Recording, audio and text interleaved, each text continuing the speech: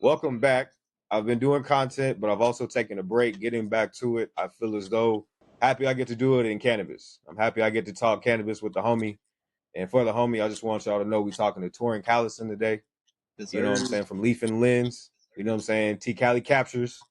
You know what I'm saying? My guy's been moving. How you been, bro? I've been pretty good, just living the weed life. Every little aspect of this industry I've touched it. So I'm with Leafline Co-Pack. So we're like a mobile crew, and we'll go to different grows and kind of give that hand packing. Because the machines, they just seem to throw all the smalls in the bag, and they don't have much nug selection. Let's just say, yeah, man, it's hard. The cannabis life is it's a life of passion. You don't really get into this thing expecting to make a huge amount of money, and if you do, you're going to be disappointed pretty quickly. Man, let me get into it, man. So today we got some Mac. We're gonna go over the Mac of it, and that's gonna be terpenes and the benefit. We got the flavonoids and why, you know what I'm saying? Definitely was talking about that when we was at Gypsy Coffee House. Shout out to Gypsy. But also I was able to look at more things you were telling me about, and we were talking about volatile sulfur compounds as well as thiols. I was intrigued to find out about, bro. So It's a crazy little concept, like in the cannabis industry, we have kind of been pigeonholed almost into this THC, CBD, and terpenes, and that's really all we talk about with the plant. But there's hundreds of compounds right, that affect the actual experience that you have with each, strain or cultivar. And one of the biggest ones is that volatile sulfur compounds, esters and thiols. And so those are present in, all parts in the natural world. Like you're gonna find it in fruits like apples, oranges, flowers, all that kind of stuff. The volatile sulfur compounds, I honestly think, are a stronger. What would you say? Like smell. It gives off a stronger smell than terpenes normally do, but they're more delicate. So they're going to be the first to leave the plant as it ages. So that's why fresh is always the best, in my opinion. fresh is always best. Always the best. You get the fresh volatile sulfur compounds. Those are the ones that are really they contribute to that true weed skunky smell. There's not too many terpenes that really promote that, but the volatile sulfur compounds, the esters, they give like that fermented fruit or maybe that straight skunk or the gas that everyone's kind of looking for. And with everything being crossbred and we're focusing on THC, potency, highest terps, we're losing a lot of the extra stuff that really made cannabis like that punch in the face way back when. Just from understanding just day like one for real, I feel as though like getting to do what I do as well and enjoy the vegetables and things of that nature. It's really the fact of like we don't get everything the same. Like, yeah, it brings out everything that we used to look for and where everything has kind of hidden away and we haven't been able to find. Unless you find somebody that did living soil or somebody that really has it dialed in to be able to like do anything else. But I did read up seeing that people that still grow in living soil and treating it like a plant, they have more of a possibility, or like there's actually more of a clear cut chance that you will get more from that plant versus the rockwool cubes or just anything else. And then also looking at those styles, look, that's what brings out like those like the everything else. So when you find all those other strains, it's kind of like the micro to the macro. You Yeah. know what I'm saying? It's kind of like how I looked at it.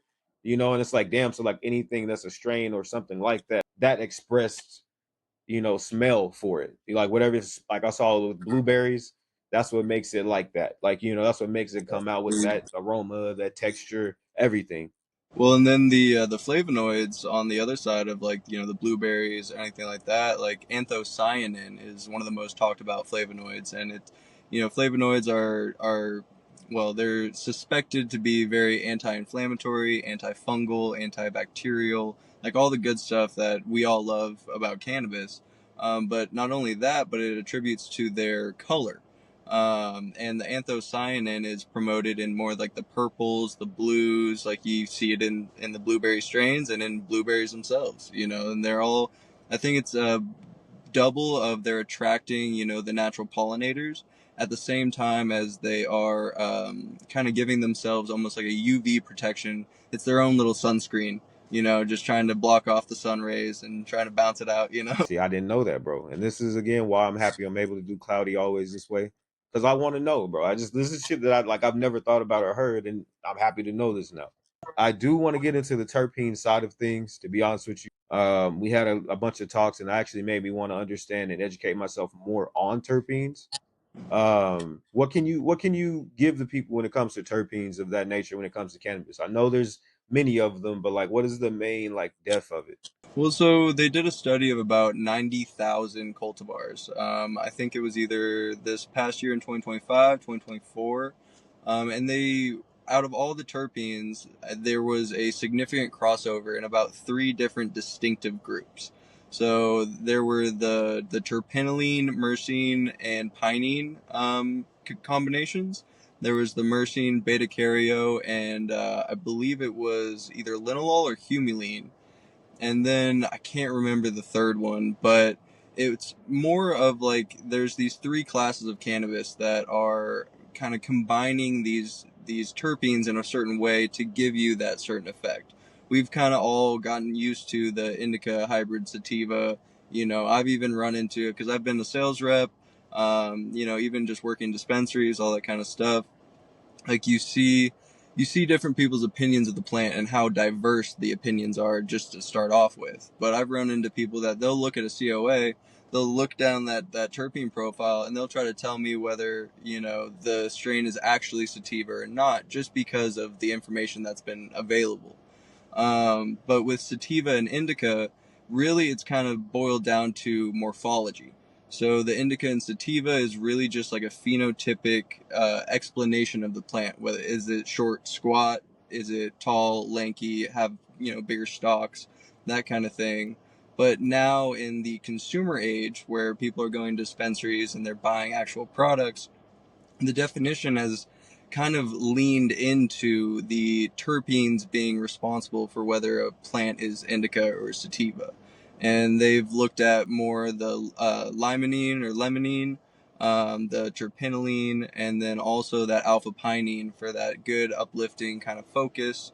The one interesting thing that I found out just blew my mind is that beta caryophyllene is the only terpene that directly interacts with your CB2 receptor.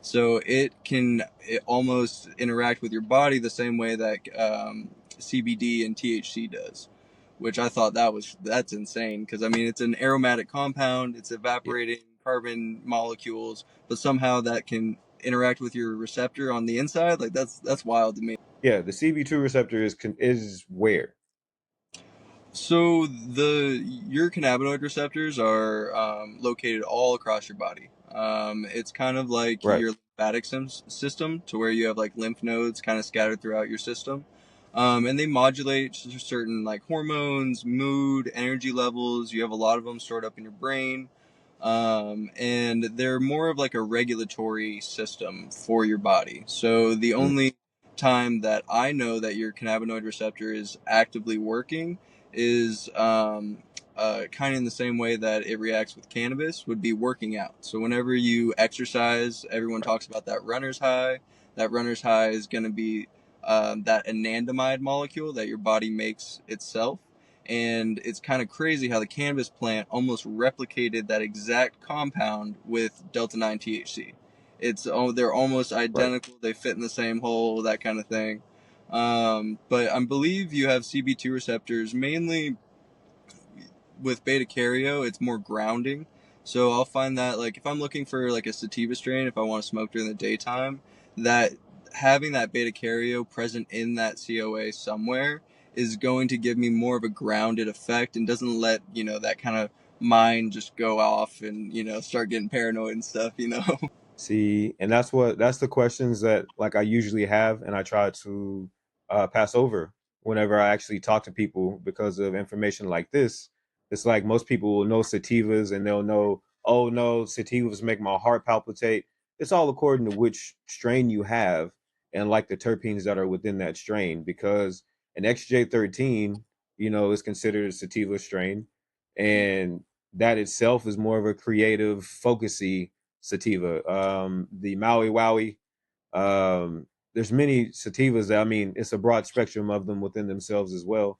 And within those same sativas there are many terpenes. So like yes, to definitely look forward to hopefully this week we have some people that look and go try to find the beta caryophyllene, hopefully they'll try to find some in a sativa strain this week. Do you have any that you can think of usually that usually has any? That has that pepper. I know that I think Lilac Diesel has some of it in there. Like most of the Diesel strains, they'll trade out for like Myrcene or Beta Caryo. I'm trying to think what other strains. I know that the Sunny G that we just released at Fire Fresh, that one has a decent amount of beta caryo, but it's a little bit more heavy on the limonene and the terpinolene kind of balance there. It's got a nice kind of piney, a little bit of Jack, but it's Agent Orange times Gorilla Glue number 4.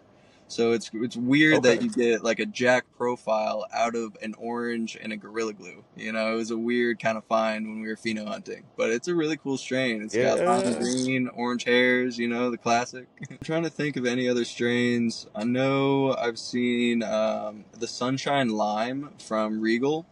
They have a really good sativa strain that's like it's that true energetic boost because you're getting a lot of sativa hybrids nowadays. Like no one wants to wait 10, 11 Right. weeks to chop, and it's just one of those tough production things that's it's really kind of almost pushed out like the true sativas because no one wants to wait.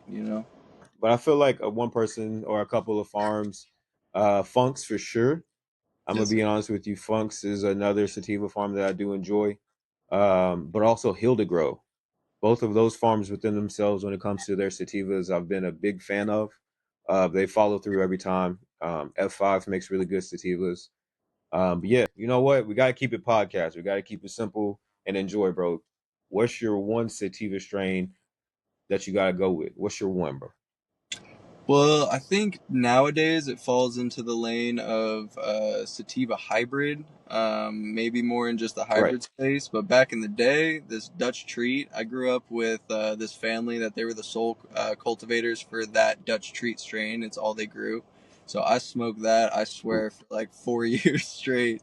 And to this day, it's one of my yeah. favorites. Like, it's got kind of a nice, like, it's Jack, but it's funk, and it's got like a nice kind of well-rounded, just like super giggly. I mean, I can't tell you how many nights of just smoking that and just having the best time. Dutch treat. All right, then, bro. I So gotta find out about this. it's a classic one. It's again, those true sativas, they're hard to find these days. I still haven't seen it after I left California. One thing I didn't really get into because we did it in the last one. We have Leaf and Lens and T Cali captures, bro. Can you talk about the media of cannabis and where it can go if it was done right? Yeah, I think, we're in the age of AI now.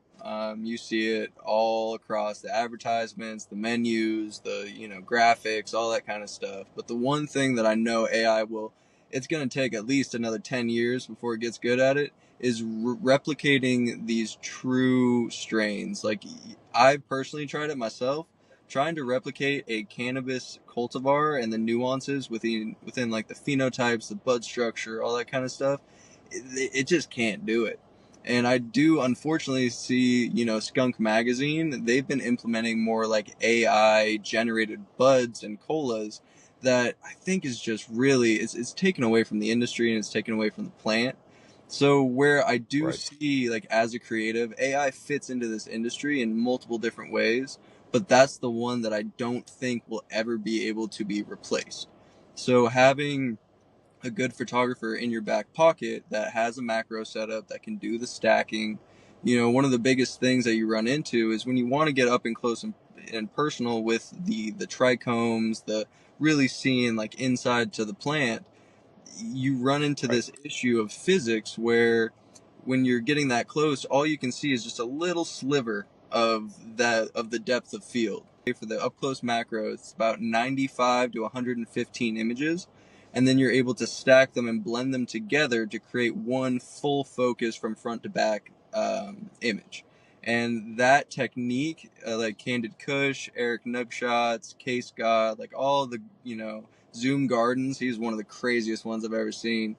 But seeing the up close and the process in which you can really get into the realness of the plant, I think that is one Right. benefit that not a lot of these farms have, and it's like really good for marketing. Being able to see a natural, organic, just capture of a moment in time of this cultivar will always like outplay the AI whatever slop that everyone's calling it. To be real, man, I paid attention to a lot of your pictures. I literally share them to my story, as you know. Always Um, appreciated. so for sure, man, hell yeah, bro. If you can give us some information about Fire Fresh and what y'all have Yeah. coming down. Most recently, I've been able to try the cream. No, I haven't had the cream cake yet, but I did try the Seriosa, and I did try the other one that I had. Yeah. And Jank. I have those written down, and I have everything for them. But if you can just give like a little just spill about like the pictures you take, I'm gonna have a reel for it too. I promise you. But if you Yeah. could just give like a breakdown of like, yeah, Well, so when I first got here, Firefresh, it's my family company.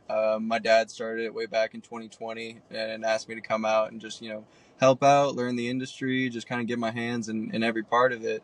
And I was a landscape photographer before that, so when I got here, I didn't have the money to travel, so I just wanted to keep a camera in my hand. Just started shooting for Firefresh. But with each round, it's you gotta wait for each chop, but every single round is getting that progress, getting better, trying out new techniques, trying out different backdrops, lighting, all that kind of stuff. So we just dropped the new menu with the new Sunny G. So that's got that Agent Orange Gorilla Glue #4. We got some of the Tiki Madman's rum cake. That stuff is crazy. It's got like this rich, almost black purple to it. All the anthocyanin you could possibly imagine. And it's got yeah, this nice like melonade terp to it. It just smells like a fruit okay, cocktail in a jar. Um, and I would say the other one that people have really been loving is the sour dill.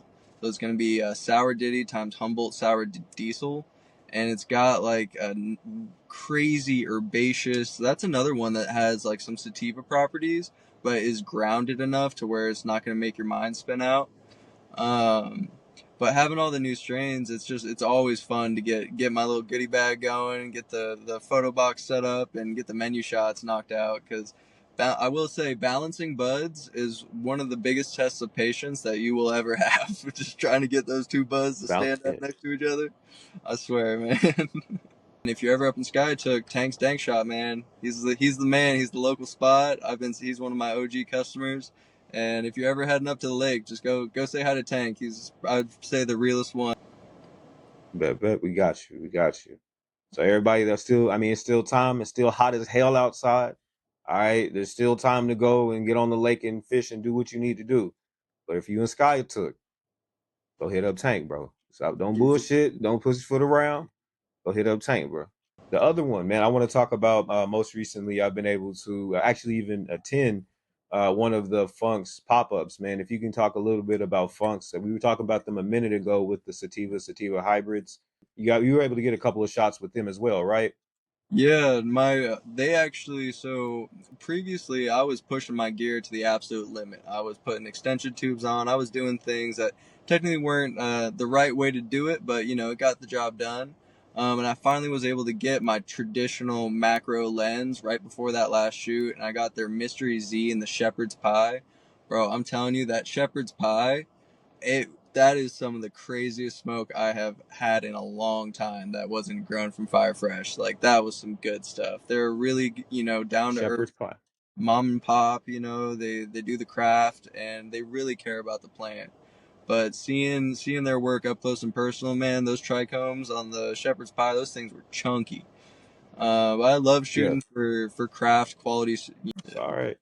I know we still have some. Shout out to the homies at Oki. I know we still have some up there. We do the pop up still. But for my thing is like I like even whenever I'm standing there and I'm talking to people in passing, if I'm downtown eating whatever, I always would like want to talk to people and tell them like it does matter, especially in pre-pack when it comes to OMMA and how they're doing things. I always tell people to kind of pay attention to how they smoke, what they smoke. You know what I'm saying, and just kind of give more information and education about it. So I can definitely appreciate you. There is some new cannabis updates, some new laws that comes with it. Always peep your email if you got it. Pop in with your car where you can, but they have new packaging requirements when it comes down to it. Pretty much, you're talking about the things that's already been known is that you can't promote what you're doing towards children. From where I'm sitting, I remember when they came out with the first packaging law, like way back when, and it was pretty much the same thing that they just said on the last one. So, and I even Yeah, saw like Isolated Heads was commenting on their post and was like, "Hey, are you actually going to enforce this? Because you said this last year, yeah, and it's still. I mean, I'm seeing AI candy stuff all day long." So the yeah, big difference I saw was the serving size and the dosage, and that affects the edibles, all the syrups, all that kind of stuff. But that's just a one yeah. line item. So I hope they start enforcing it because honestly, having this AI kind of children, there's too many candy flavors. Everyone wants it not to taste like weed anymore. I want it to taste like weed. If you growing right now, please go fuck with your volatile sulfur compounds and get them together. All right, like I want to get some actual, like if I get some sour diesel, I want that shit to work. I want the stanky GMO. I remember, was it Okie Cultivator? No, was it Okie Cultivator back in the gap that had that stanky ass GMO? It was either them or Zenoa, I think. I remember Yeah, it Zenoa's was. GMO is pretty fire. Yeah, yeah. And actually, speaking of back then, I actually have my Arctic Fox. Got my Arctic Fox on Hey, today. Shout out to them. They showed me a lot of love back in the gap. heck, They had some stanky shit too. They was, yeah. Shout out my guy in New York. But I think, yeah, I think it was the Noah and Okie cultivators. Just, yeah, there's a lot of good growers. It's just about finding your grow, finding your cultivar that you like. It's once you trust that they actually got the beans, they actually got the genetics that they're promoting. Then you can just follow them down the line and just stay loyal. exactly. Yeah, keep everything as a new drop. A lot of people do that for like your top tier farms like Thick. Shout out to Fire Bros. You got people that kind of like keep up with people's pages for those drops. But thank you to Turk Bunny. I actually won a contest. And there's some things I have to try as well. So it's just kind of like getting used to and finding what's perfect for you for like pre-pack. Like, like you were saying, you find a farm, see what's going on. You can kind of tell whenever things are kind of going off the rails a little bit. You can also kind of tell whenever like, their buds increase.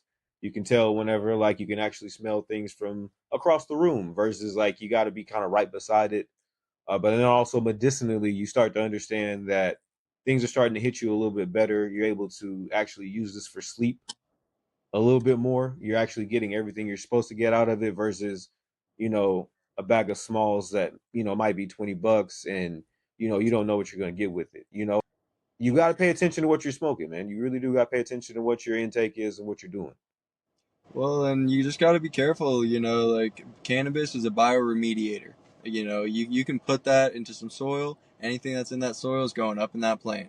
So you got, as long as you Right. trust your cultivator and you know what they're putting into the plant is going to be natural, organic, it's really one of those things like cannabis is a natural growing process. And I think once you start putting it into like rock wool and you start kind of like that stuff isn't reusable, you're really just filling up the environment with this kind of gross, weird abomination of a product. But if you're using cocoa, you're using good quality source newts, even with the live soil, it's harder to find because this market is it's not ready for that price. The price of live soil No, cultivation at a true passion, true skill.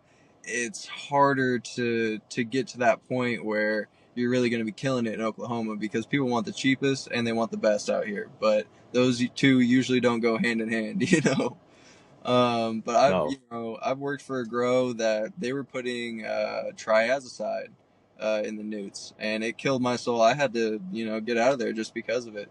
So it's one of those things where you just gotta be careful and just make sure what you're putting in your lungs is good for you. So I can definitely say the living soil. Most recently, a lot of farms are. You can find out who's doing living soil. A lot of people do have it on their bags. A lot of people don't. Bar H, one being that does a lot of living soil. Resonant, big fan of Resonant. Big fan resin, of Resonant. How they do things. Most recently, was able to actually try some skunk rosin and found that out what real deal how that shit works.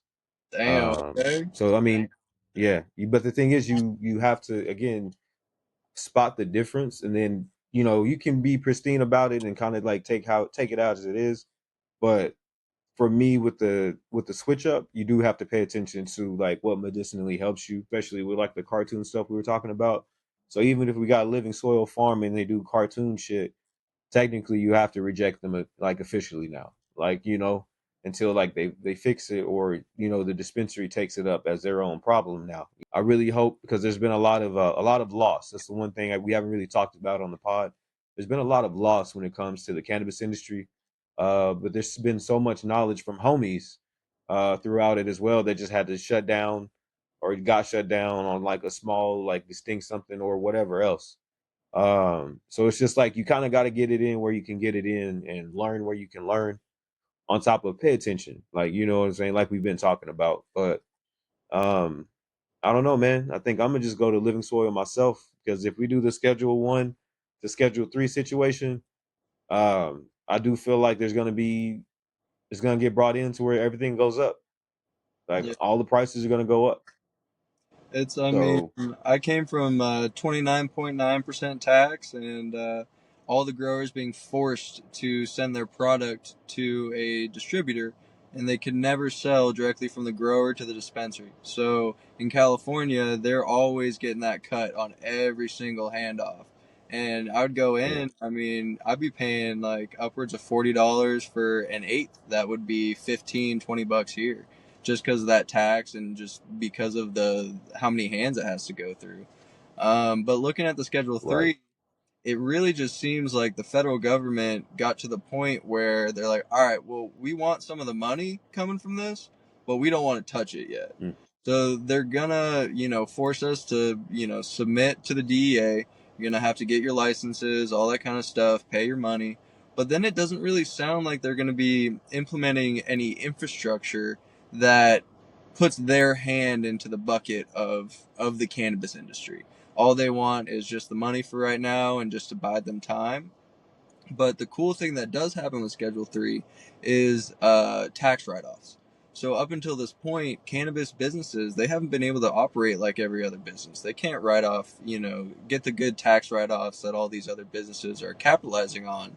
But now with Schedule 3, I mean, hey, I'm the photographer here, so I just want to I mean, you can write off your marketing costs next year. I mean, any amount that you pay for photography, videography, any graphic design, like all that can be a write off now. So there's no excuse to hit that Instagram and hit the Facebook. Anything that you got, weed maps, that's the one thing that sucks to see, all the stock imagery on weed maps. So if you want to advertise properly, yeah, photos are the way to go. I have my Part 107 drone license. I've done family portraits, weddings, nature, landscape photography. I mean, I just like busting my camera out. So all that's going to be found on T Cali Captures. And then I have my little travel account from back in the day, T Cali Travel. I'm working with the plants way more. So that will be getting back rolling pretty soon, once we start hitting the road again. But yeah, always hit me up, yes, leave sir. We do. Yeah, comments. I'm an affordable photographer, and I've got a pretty I don't know, pretty efficient setup. So I can just pop in, get some shots, and I'll be out of your hair. So we gonna get into it, bro. I'm gonna chop it up with you some more. hell yeah, man! I'm glad we made this happen. I know it's been a long time coming, so we finally got it done. Yes, sir, man. Much love, much appreciation. Thank you again for everything. Thank you to your dad as well. Yeah, I'm gonna get some fire fresh. We gonna talk, bro. Yes, sir. I always got samples for you. I'm gonna appreciate you, bro. Next time we do it, bro, we gotta get lunch. We gotta talk about some more shit. This ain't the last one, but this is a good first one. Yes, sir. I'm gonna get this chopped up. We'll run it up how we run it up. I'll send everything to you, bro. Man, it's Yes, been Q. Much love for the practice run when it comes to Cloudy always. Again, go follow my guy Toren. T Cali Captures, Leaf and Lens. You know what I'm saying? All of it. Go follow my guy. I'll make sure these videos have everything. There's no excuses you don't go follow him. You did what I'm saying? So much love, much appreciation. We'll get into Flyers next, so a little bit more sports and football. We'll get into it. But hey, much love, much appreciation. Y'all be cool.